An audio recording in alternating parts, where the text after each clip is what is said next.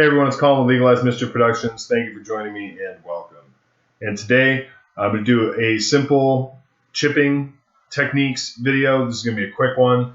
We're not using any kind of fancy fluids or hairspray or salt or anything like that. This is just going to be a very straightforward, sorry, I'm going to grab the paint we need.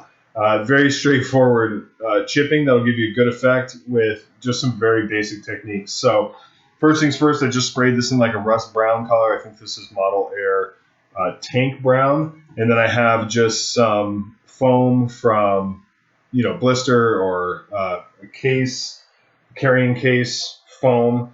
And then I'm going to use liquid mask. So this is Mr. Masking Soul Neo. This is my favorite liquid mask. Vallejo makes it. A lot of different companies make a liquid mask, and I'm sure chemically they're all very similar. But I really like this stuff, and if you find one that works for you, stick with it, because when liquid mask goes sideways, it's a bad time for everybody involved. So what we're going to do is we're going to take the sponge, we're going to get a little bit of that liquid mask, and this stuff dries quick, so you have to move pretty quick. Take off the excess. And then we're just going to do just like we would like sponge chipping. We're going to chip on a little bit of that liquid mask. And I'm not going to do the whole thing because, this is just a short tutorial. We want to focus on kind of areas that would get a little bit more weathering. And this is going on, kind of turquoise, but when it dries out, it gets like transparent. So we're going to let that dry for a second. We're going to put the cap back on this because, like I said, this stuff dries really, really fast. But it's a great, you see it's like coming off the paper even, which is pretty remarkable. This doesn't really stick to anything. So you can see in here it's starting to dry out. You see how much darker it is now. These areas up here obviously are going to take longer to dry because it's just thicker. But that's okay. Not really worried about that today.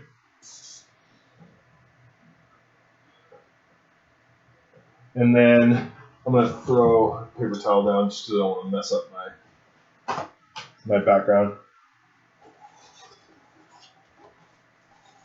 There we go.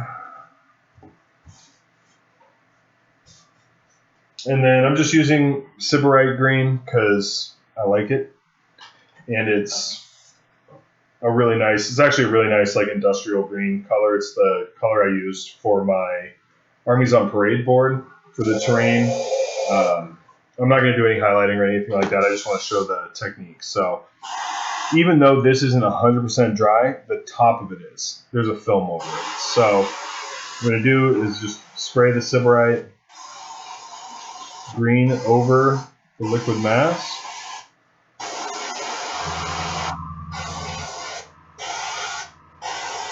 Get a nice even coat. And you can do, you don't want to go crazy with, 4 or 5 layers of paint or anything on top. The more paint layers you have on top, the harder it's going to be to peel that liquid mask off. But I generally use this for terrain or vehicles. But especially for, things like this, like scatter terrain and stuff, it's perfect. It's a great technique. So I'm just going to spray with a little air just to dry it out for our purposes today.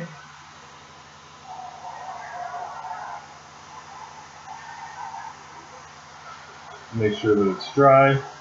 I also chose the Sybarite green because that tank brown's really going to show through on this next part here. So now that that's dry, what we're going to do is we're going to take our finger and just rub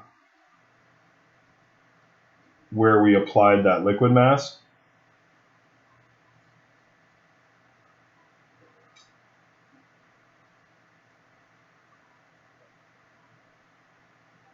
I love this technique. It's so easy.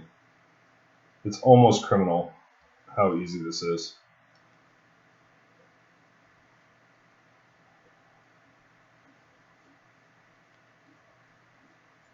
There we go. We can even get like a big kind of dry brush.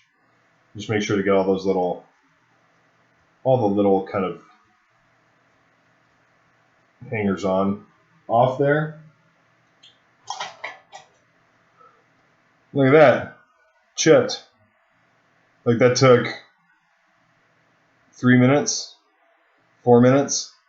And that is a really nice natural. The thing that I like about this technique a lot, let me see if I can zoom in a little bit more here, is you can see like how natural that chipping is with the jagged edges and the differing sizes. And it's just a super easy, natural way to chip a larger, flatter surface.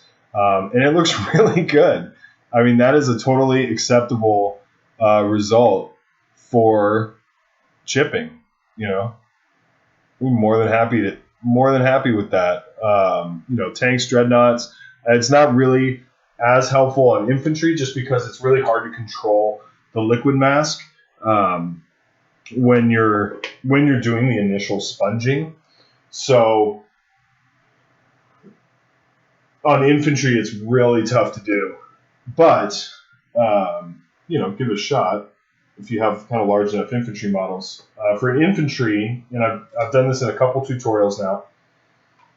For infantry, what you're going to want to do, I mix a little bit of Tinny Tin from Vallejo Game Color and a little bit of black because I want the chips. I'm just going to show you how to do like some sponge chipping real quick.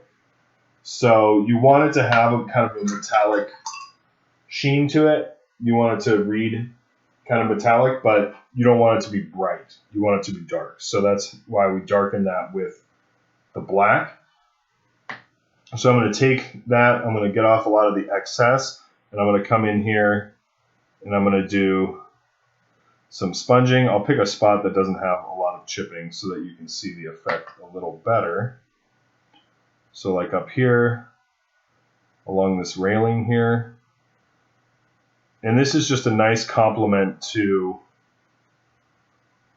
this chipping that we've already done. It just gives a little bit more definition, a little bit more differentiation. And like I keep saying, when you're doing a natural effect like rust or leather or something like that, the more variation you have, the more natural it looks. So we've got some sponging down on there now. Now it's starting to look pretty beat up. And for me, I think the thing that ends up really selling a nice sponge chip effect is to take that base color, that Sybarite green, lighten it just with white or whatever. White for Sybarite green, because it's already a super pale green, so white is going to be perfect. You know, different colors you're going to highlight, you're going to lighten with different other colors. So just mileage may vary, but for Sybarite green we're going to use white, and you see we get a nice lighter green. Then we're going to take that and very lightly we're going to do kind of another layer of sponging. And we want to try and avoid like the big areas of rust. But if we get in a little bit, that's not the end of the world. And for me, this is very effective. This is what I did on the Imperial Fists tutorial. And for me, what that does is it kind of simulates paint scratches more than just paint chips.